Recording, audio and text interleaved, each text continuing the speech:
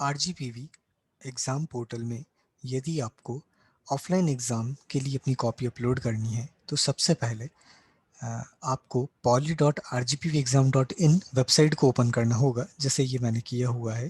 तो एक home page आपको दिखेगा। इस होम पेज पर कुछ इंस्ट्रक्शंस होंगे, उन इंस्ट्रक्शंस को आप केयरफुली रीड कर लें। अभी मैं लॉगिन बटन पर क्लिक कर देता हूँ क्योंकि मैं पहले से रजिस्टर्ड एक स्टूडेंट हूँ। मैंने अपनी एक आईडी यहाँ पर क्रिएट की हुई थी, तो मैंने यहाँ पर लॉगिन बटन पर क्लिक किया। मेरी एक डमी आईडी यहाँ पर क्रिएटेड है। मैं यहाँ पर अपना इनरोलमेंट नंबर ऐड कर देता हूँ। ये मैंने अपना इनरोलमेंट नंबर पेस्ट किया और मैं अपना पासवर्ड लिख देता हूँ। पासवर्ड के बाद जैसे ही मैं लॉगिन करता हूँ तो एक होम पेज ओपन होगा। आप देखिए इस होम पेज, इस डैशबोर्ड पर अगर आप देखें तो यहाँ पर मेरा जो नाम होगा, वो मेरी जो बेसिक डिटेल्स होंगी, enrollment number, mobile number and बाकी सारी चीज़ें, ये मुझे यहाँ पर दिख रही है। यहाँ पर अगर आप देखें तो ये एक कोड है, सब्जेक्ट कोड। सब्जेक्ट कोड मैंने यहाँ पर डेमो लिखा हुआ है और मेरा सब्जेक्ट का नाम भी यहाँ पर अगर आप देखें तो डेमो है। यदि आपका सब्जेक्ट नाम डिस्प्ले नहीं होता है तो भी आपको चिंता की कोई बात नहीं है, लेकिन आपका सब्जेक्ट का कोड बिल्कुल करेक्ट होना चाहिए। तो मेरा जो सब्जेक्ट कोड है, क्योंकि मैं अभी एक डेमोन्स्ट्रेट कर रहा हूँ, इसलिए मैंने अपने सब्जेक्ट का कोड यहाँ डेमो लिखा हुआ है।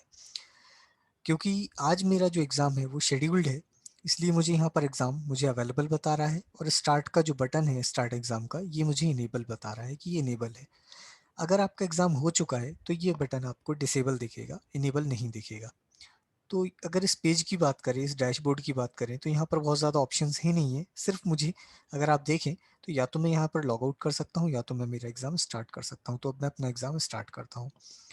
जैसे ही मैं अपना एग्ज़ाम स्टार्ट करता हूँ तो एक पेज ओपन होगा। यहाँ पर मैंने पहले से एक फ़ाइल अपलोड की हुई थी, तो शायद आपको प्रीव्यू में वो दिख सकती है।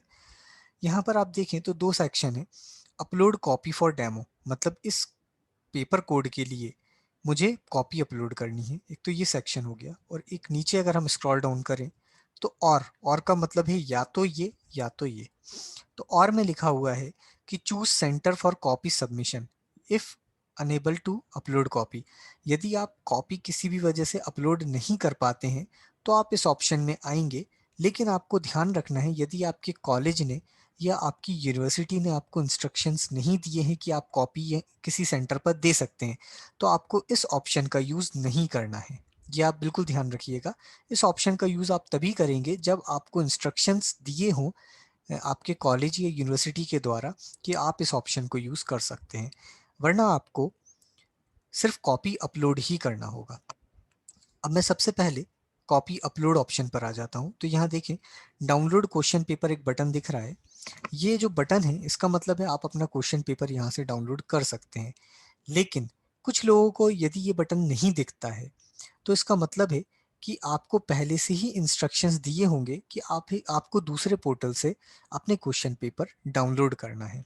तो सिंपल है, पॉलिटेक्निक स्टूडेंट्स को एक दूसरे पोर्टल से अपने क्वेश्चन पेपर डाउनलोड करना है, अपनी आंसर शीट, आंसर बुक को लिखना है, उसे एक पीडीएफ में, एक फाइल में कन्वर्ट करके इस पोर्टल पर लॉगिन करने के बाद अपने तय समय में यहाँ पर अपलोड करना होगा।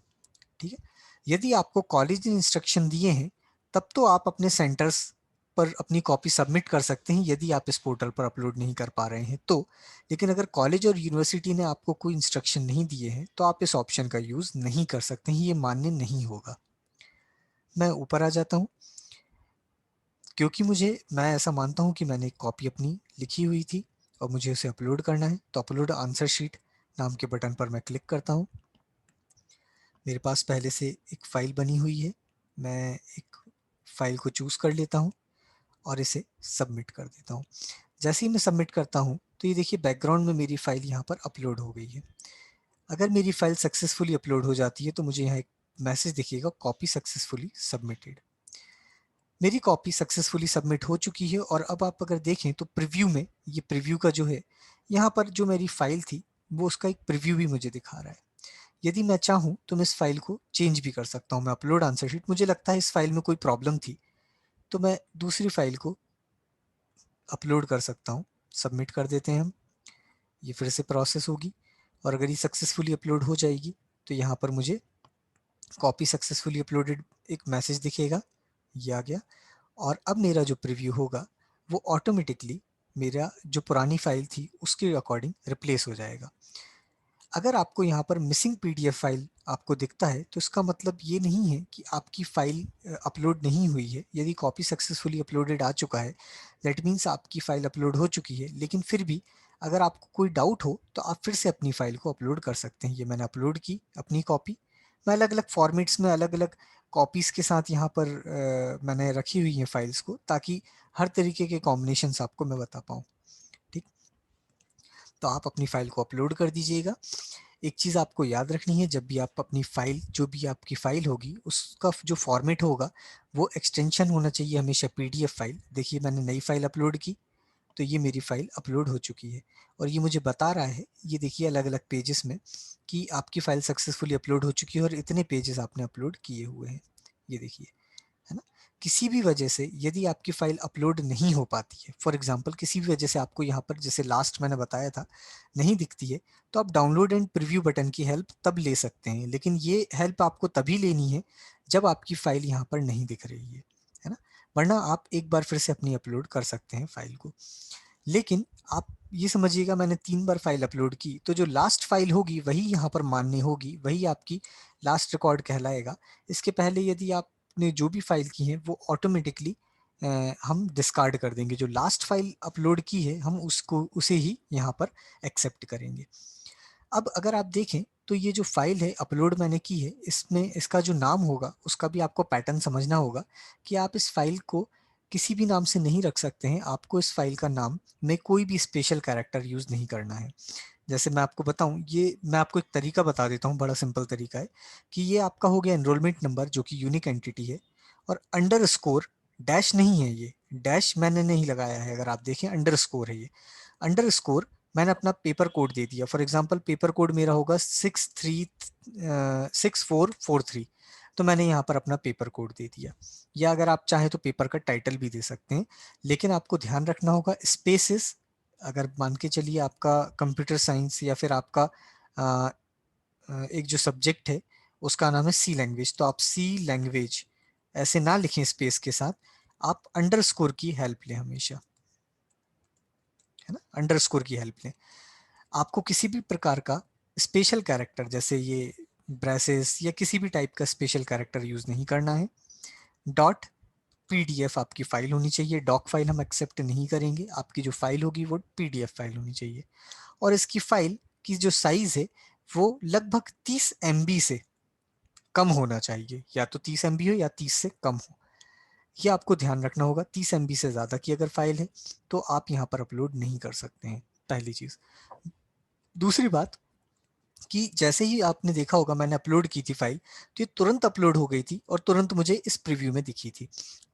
आपको ये याद रखना होगा, ये ध्यान रखना होगा कि ये जो फाइल जो मैंने आपको दिखाई है 8-9 पेज की, ये बहुत छोटी फाइल है, लगभग 400 KB की फाइल है। लेकिन जो आप फाइल एक्चुअली में आंसर शीट लिखेंगे वो थोड़ी सी बड़ी साइज़ की हो सकती है, वो 10 MB, 15 MB, 20 MB, 25 MB तक की हो सकती है। तो उसे अपलोड होने में भी आपको टाइम लगेगा, और प्रीव्यू जब दिखाएगा, क्योंकि ये प्रीव्यू आपका सर्वर से डाउनलोड होता है, तो प्रीव्यू दिखाने में भी शायद आपको थोड़ा सा टाइम लगेगा, क्योंकि वो फाइल जो होगी वो डाउनलोड होगी। तो ये डिफर करेगा, जो टाइम होगा यहाँ पर अपलोड होने का और डाउनलोड होने का, ये अलग अलग हो सकता है अलग अलग सिस्टम के लिए, क्योंकि आपका इंटरनेट शायद स्लो काम कर रहा है और मेरा इंटरनेट शायद फास्ट काम कर रहा है। तो आपको थोड़ा सा संभल के इसे अपलोड करना होगा, लास्ट मोमेंट के लिए बिल्कुल भी ना रुकें। और जैसे ही आप इसे अपलोड कर देते हैं तो आप अपनी फाइल को यहाँ पर लॉक कर देंगे। तो लॉक करने का मतलब है कि अब अगर आपको सब कुछ सक्सेसफुली दिख गया है, सब आपकी फाइल सक्सेसफुली अपलोड हो चुकी है, तो आप सबमिट कर देते हैं, कमिट कर देते हैं कि अब मेरी फाइल सक्सेसफुली अपलोड हो चुकी है, और आप इसे लॉक कर देंगे। तो मैं इसे लॉक कर देता हूँ। ये मैंने अपनी फाइल को लॉक कर दिया। जैसे ही मैं अपनी फाइल को लॉक कर देता हूँ तो अब इसका मतलब है मेरा सबमिशन कंप्लीट हो चुका है, copy submitted, successfully submitted and locked. तो अब मैं कभी भी, यानी कि अब मेरी जो फाइल है वो, मेरी जो फाइल थी वो हमेशा के लिए लॉक हो चुकी है और हमारे सर्वर पर अपलोड हो चुकी है। तो बड़े बेसिक सी मैंने आपको बताया स्टेप्स। पहली स्टेप में आपको मैंने बताया कि आप लॉगिन करेंगे, डैशबोर्ड पे अपना कोड वेरीफाई करेंगे, कोड के आगे आपको स्टार्ट बटन का एक, स्टार्ट एग्जाम का एक बटन दिखेगा, उसे आप जैसे ही क्लिक करते हैं आप इस डैशबोर्ड पर आएंगे। यहाँ पर डाउनलोड क्वेश्चन पेपर ज़रूरी नहीं है आपको दिखे, क्योंकि अगर आपके कॉलेज ने या आपकी यूनिवर्सिटी ने कहीं और किसी पैनल पे अगर आपको क्वेश्चन पेपर डिस्प्ले किया हुआ है तो ये बटन आपको नहीं दिखेगा, ये ब्लैंक दिखेगा। यहाँ पर अपलोड कॉपी फॉर डेमो, मतलब जो भी आपका पेपर कोड होगा उसका नाम यहाँ पर होगा। आप यहाँ पर अपलोड बटन पर, अपलोड आंसर शीट बटन पर क्लिक करके अपनी पीडीएफ फाइल को चूज करेंगे। पीडीएफ फाइल का साइज 30 MB होना चाहिए। नाम यूनिक हो, आपका एनरोलमेंट नंबर, पेपर कोड और अंडरस्कोर हो, स्पेशल कैरेक्टर ना हो, 30 MB की फाइल हो, फाइल का टाइप पीडीएफ हो। आप जैसे ही अपलोड करके सबमिट करते हैं तो ये फाइल आपकी अपलोड होगी और आपको यहाँ पर एक मैसेज दिखेगा, सक्सेसफुली अपलोडेड। जैसे ही आपकी फाइल अपलोड हो जाती है, आप एक बार वेरीफाई कर लें प्रीव्यू आपको दिख रहा है नहीं दिख रहा है। प्रीव्यू दिखने में यदि कोई भी समस्या आती है तो आप अपनी फाइल को एक बार फिर से अपलोड करके रीट्राई कर सकते हैं। तब भी आपको कोई समस्या आती है तो आप डाउनलोड एंड प्रीव्यू पर भी क्लिक करके एक बार चेक कर सकते हैं। ये लास्ट ऑप्शन है, डाउनलोड एंड प्रीव्यू। तो आपकी फाइल अपलोड अगर सक्सेसफुली हो जाती है तो आप अपने फाइल को लॉक कर सकते हैं। आपको याद रखना होगा कि आपकी जो लास्ट फाइल होगी, अगर आप 10 बार भी फाइल अपलोड करते हैं तो बिल्कुल आप कर सकते हैं, लेकिन जो लास्ट फाइल होगी उसी की एंट्री हमारे पास मान्य होगी, बाकी कोई भी एंट्री हम मान्य नहीं करेंगे। दूसरी चीज़ नीचे और में, यहाँ पर आपको, अगर आप किसी भी वजह से इस पोर्टल पर अपलोड नहीं कर पाते हैं कॉपी, तो आपको कुछ सेंटर्स आपके कॉलेज या यूनिवर्सिटी के द्वारा बताए जाएंगे। तो उन सेंटर्स पर जैसे ही आप, फॉर एग्जांपल आपने खुद के कॉलेज में, अपने कॉलेज में अपनी कॉपी अपलोड की है, अपनी कॉपी सबमिट की है फिजिकल कॉपी, तो आपको अपने कॉलेज का नाम यहाँ मेंशन करना होगा और सबमिट करना होगा और लॉक सबमिशन करना होगा। लेकिन ये ऑप्शन आपका तभी, मैं आपसे फिर से अगेन कहूँगा एक बार और, कि ये ऑप्शन आपका तभी हम एक्सेप्ट करेंगे जब आपके कॉलेज या यूनिवर्सिटी के द्वारा कोई नोटिस आपके पास पहुँचा हो। यदि कोई नोटिस नहीं है तो ये ऑप्शन आप यूज़ नहीं कर सकते हैं, भले ही ये आपको दिख रहा है लेकिन आप इस ऑप्शन को यूज़ नहीं कर सकते हैं। तो ये बहुत ध्यान रखिएगा, क्योंकि आपकी आंसर शीट वाली बात है। शायद अगर आपके कॉलेज या यूनिवर्सिटी ने आपको किसी सेंटर अलाउ नहीं किया है सेंटर पर जमा करना, तो आपको अपने कॉपी जो होगी वो अपलोड ही करना होगी। तो बड़ा सिंपल स्टेप्स थी जो मैंने आपको एक बार फिर से बताई। Thank you, thank you so much.